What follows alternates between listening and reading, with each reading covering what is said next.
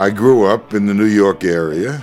I was born in the Bronx. I moved to Long Beach, Long Island in my senior year of high school. Finished school in Long Beach and then went to a school called Hofstra, which is where I learned how to play bridge. I was a card player. You might call me a minor league hustler in the days of college. And they had a card room there. And I used to frequent the card room, and I used to play a lot of gin rummy, some other card games, and we gambled all there. Along the way, I got involved with and got to know a couple of upperclassmen, actually one or two guys who had been in the service and who had now, I guess, taken their GI and been there. And they said to me, they said, "You're a natural card player. You would love to play bridge." And I said to them, I really don't want to learn any new games. I have enough games. And they said, "Well, you ought to try it because you'd be very good." I said, "Well, how would I learn?" He said, "Look," he said, "you notice there's 4 people who play here every single day?" I said, "Yeah." He said, "They don't have any clue about what they're doing. They won't know that you don't know how to play. So I suggest," he said, to get a taste of it, is just cut into the game. And you'll learn a couple of things to get you along, and maybe it'll strike your interest." So I sat down in some game, and I remembered opening the bidding 1-note trump, and somebody bid, and it went pass back to me, and I didn't have the slightest idea what I should do, so I bid 2-note trump. That was explained to me later, and actually we played a little while, and I got to see that it was an interesting game that I might like, and that was the beginning for me.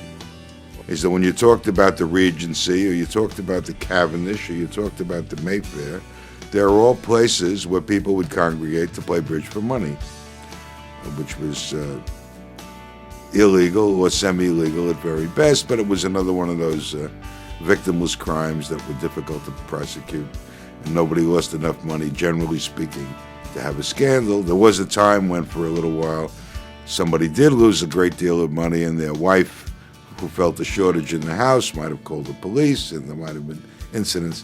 But that's the background to that. Early on in my so-called bridge career, I was working as a house player on the North Shore in Long Island. It was called the North Shore Bridge Club, kind of a fancy enough place. And it was my first job in the bridge world.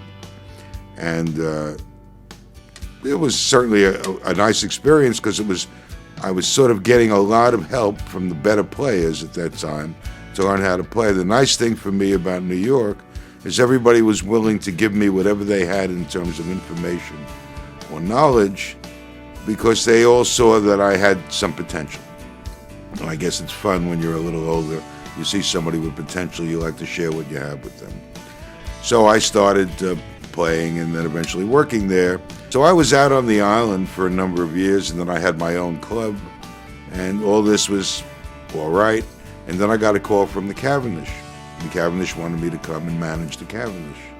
Well, this was a great opportunity. These were the best players in New York, basically, and I was moving up in the so-called hierarchy of bridge. And it's funny because aside from bridge being whatever the nature of that game was, when early on, maybe the first, at least for me, the 5-6 years of it, I had a great deal of enthusiasm about any aspect of the game of bridge. But the more I played, I reached a point where it began to be like work, which is just like life. So I did go to work in the Cavendish, and I worked there a number of years. And at some point in time, it became clear that I didn't want to do this anymore. So I thought about getting out of doing this for a living, and I looked in the idea of Wall Street and maybe doing something there. I went to work for a place, a bond house, for about 9 months. And it was around that time that the Aces came along and gave me an opportunity to join them. Because of a man by the name of Ira Korn, who had a vision of wanting to do this thing. And Bobby Wolf at that time was living, I believe he was already living in Dallas. He came originally from San Antonio. And Bobby was, let's say, there was Bobby and there was Jimmy Jacoby. They were sort of around to formulate and create the rest of this team. I was asked to see whether or not there's somebody else I knew who I thought would be worthwhile, and that's how Bobby Goldman came into existence. Michael Lawrence was somebody that somebody had recommended, and that's how he came into existence. Originally, we wanted Bob Hammond, and at the first time around, I don't remember why, but he didn't want to do it. And then later on, he did it. We added him later. And so we had some nice experiences. They weren't very lucrative, but it was fun, and there was a certain level of excitement, and it was whatever it was in the beginning. My first serious partner was Bobby Goldman. For a while, I played in a triumvirate with Bobby Goldman and Mike Lawrence. I played with Bobby Hammond for a while. When I left the Aces, I began to play seriously with Eddie Cantor.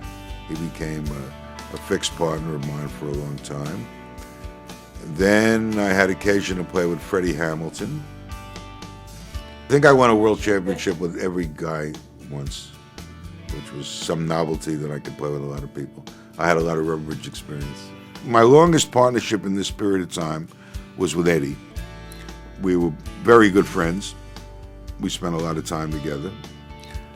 But the system we played, this is a common, you might call it failing among experts.